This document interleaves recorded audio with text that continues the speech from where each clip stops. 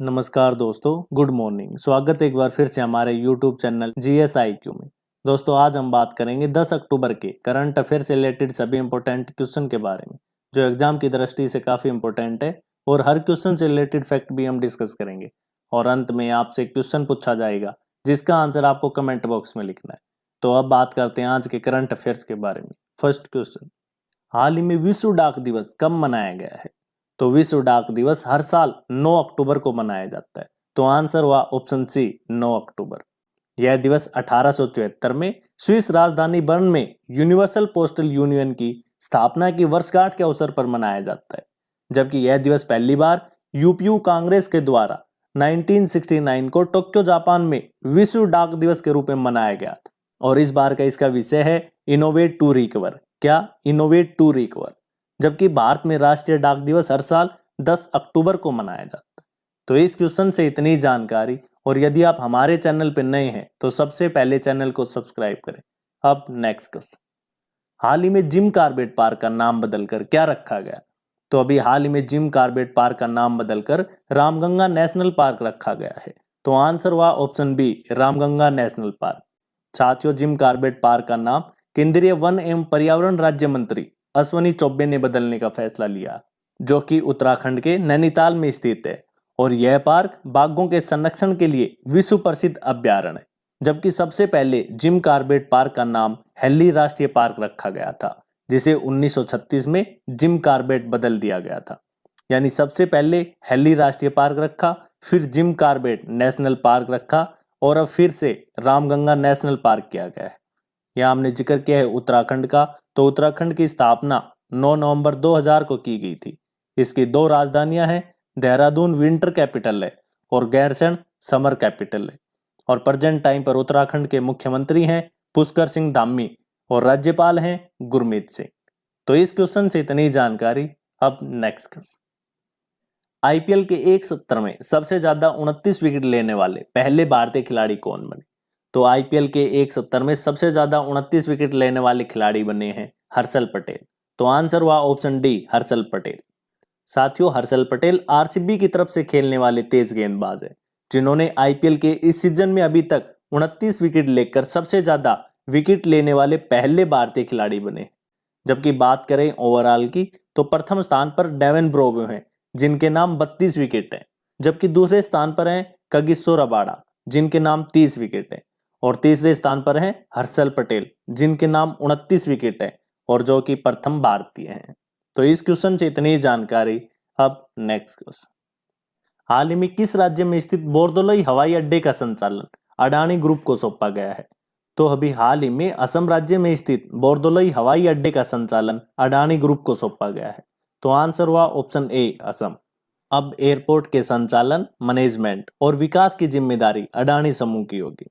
इसके अलावा लखनऊ, जयपुर, अहमदाबाद, तिरुवनंतपुरम और मैंगलोर के हवाई अड्डों के संचालन की जिम्मेदारी भी अडानी समूह को दी गई है। यहाँ हमने जिक्र किया है असम राज्य का। तो असम राज्य की स्थापना 26 जनवरी 1950 को की गई थी।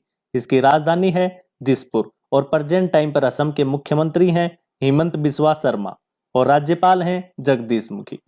और अभी हाल ही में राज्य ने भारत का पहला ई फिश मार्केट ऐप फिश वाले लॉन्च किया है और महाबाहु ब्रह्मपुत्र नदी विरासत केंद्र का उद्घाटन किया है। तो इस क्वेश्चन से इतनी जानकारी। अब नेक्स्ट क्वेश्चन, हाल ही में टाटा सन्स ने कितने करोड़ रुपए में एयर इंडिया की बोली जीती है? तो अभी हाल ही में टाटा सन्स ने 18,000 करोड़ रुपए में एयर इंडिया की बोली जीती है। तो आंसर हुआ option C 18,000 crore. Air India को खरीदने के बाद टाटा के पास अब 3 एयरलाइंस कंपनियां हैं। इससे पहले टाटा के पास विस्टारा और एयर एशिया में हिस्सेदारी। बात करें एयर इंडिया की तो इसकी शुरुआत 1932 में जेआरडी टाटा ग्रुप के द्वारा की गई थी। इसके बाद 1947 यानी स्वतंत्रता के बाद इसमें 49% हिस्सेदारी भारत सरकार ने की और बाद में 1953 में इसे सरकारी कंपनी बना दिया गया था। और अब दोबारा से इसे 18,000 करोड़ रुपए में टाटा ग्रुप्स ने खरीद लिया। तो इस क्वेश्चन से इतनी जानकारी। अब नेक्स्ट क्वेश्चन, हाल ही में विश्व प्रसिद्ध मैसूर दशहरा उत्सव कहाँ मनाया गया? तो अभी हाल ही में कर्नाटक राज्य में मैसूर दशहरा उत्सव को मनाया गया है। तो आंसर हुआ ऑप्शन बी कर्नाटक। यह त्योहार नवरात्रि के पहले दिन से शुरू होता है और लगभग 10 दिनों तक चलता है। यह त्योहार काफी पुराना त्योहार है और इस बार त्योहार की 408वीं वर्षगांठ मनाई गई है। इस दिन कर्नाटक के मैसूर पैलेस को लगभग 1 लाख लाइटों से सजाया जाता है और इस त्योहार की सबसे खास बात यह है कि इस त्योहार में न राम होता है और न रावण, बल्कि चामुंडा देवी ने राक्षस महिषासुर का वध किया था। इसी कारण से कर्नाटक का मैसूर दशहरा उत्सव प्रसिद्ध।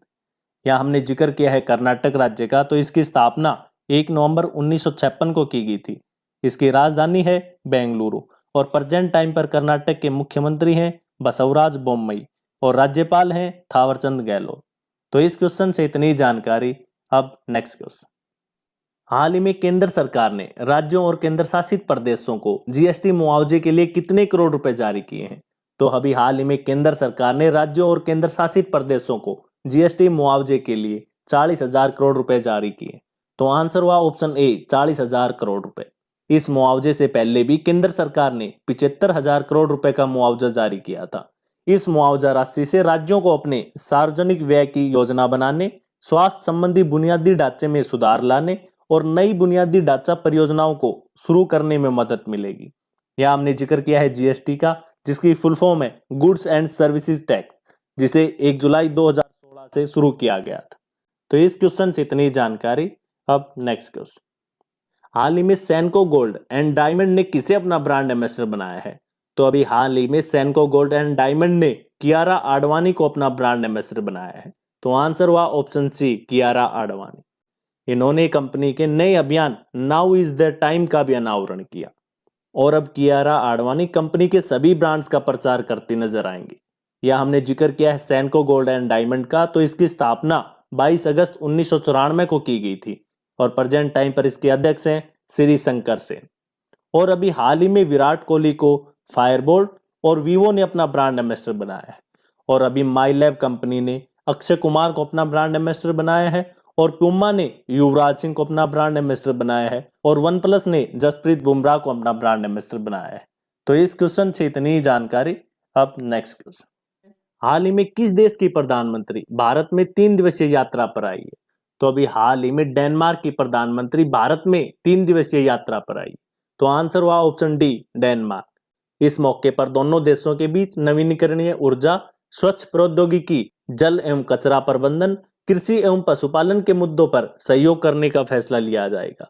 इससे पहले भारत और डेनमार्क साल 2020 में ग्रीन स्ट्रेटेजिक पार्टनरशिप पर हस्ताक्षर कर चुके हैं। यहाँ हमने जिक्र किया है डेनमार्क का, तो डेनमार्क की राजधानी है कोपेनहेगन, मुद्रा है डेनिश क्रोन और प्रेजेंट टाइम पर डेनमार्क की प्रधानमंत्री हैं मेटे फ्रेडरिक्सन, जो कि 3 दिवसीय भारत यात्रा पर आई और महारानी है मार्गरेट द्वितीय। तो इस क्वेश्चन से इतनी जानकारी। अब नेक्स्ट क्वेश्चन। हाल ही में किस राज्य सरकार ने सभी जिलों में एंटी नारकोटिक सेल स्थापित करने की घोषणा की है? तो अभी हाल ही में महाराष्ट्र राज्य ने सभी जिलों में एंटी नारकोटिक सेल स्थापित करने की घोषणा की है। तो आंसर हुआ ऑप्शन बी महाराष्ट्र। राज्य सरकार ने बढ़ते ड्रग्स के केसों को देखते हुए यह फैसला लिया है ताकि लोगों को ड्रग्स के प्रति जागरूक किया जा सके और सेवन करने वाले लोगों को नियंत्रित किया जा सके। यहाँ हमने जिक्र किया है महाराष्ट्र राज्य का, तो इसकी स्थापना 1 मई 1960 को की गई थी। इसकी राजधानी है मुंबई और प्रेजेंट टाइम पर महाराष्ट्र के मुख्यमंत्री हैं उद्धव ठाकरे और राज्यपाल हैं भगत सिंह कोश्यारी। और अभी हाल ही में राज्य ने मिशन कवच कुंडल को लॉन्च किया है। तो इस क्वेश्चन से इतनी जानकारी। अब नेक्स्ट क्वेश्चन। अब लास्ट वीडियो के क्वेश्चन का आंसर। लास्ट वीडियो में हमने क्वेश्चन पूछा था कि हाल ही में किस राज्य ने भारत का प्रथम ई फिश मार्केटिंग ऐप फिश वाले लॉन्च किया है? तो साथियों इस क्वेश्चन का सी ऑप्शन सही था, असम, और लगभग आप सभी ने सही आंसर दिया। अब नेक्स्ट क्वेश्चन। अब आज का क्वेश्चन, तो आप सभी के लिए आज का क्वेश्चन है, हाल ही में बथुकम्मा उत्सव किस राज्य में मनाया गया? आपके सामने 4 ऑप्शन है, इनमें से आपको सही आंसर कमेंट बॉक्स में लिखना है। और दोस्तों यदि आप डेली करंट अफेयर से रिलेटेड पीडीएफ चाहते हैं तो आप हमारे टेलीग्राम ग्रुप से जुड़ सकते हैं, जिसका लिंक नीचे डिस्क्रिप्शन में दिया गया। धन्यवाद।